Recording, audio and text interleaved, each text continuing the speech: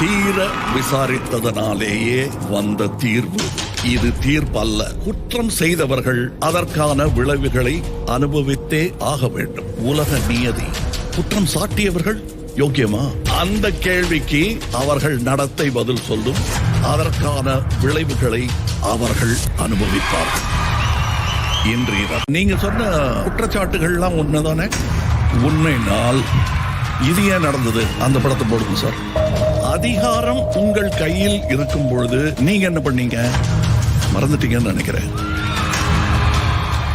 சிவப்பு மஞ்சளா தெரிஞ்சிருக்குன்னா என்ன மாலக்கண்ணா கொடுக்க மாட்டேன்னு சொல்ல இருக்கலாமே. அது உங்க முடிவு தானே. நீங்க என்னையும் உங்க கூட பிளேயரா சேர்த்து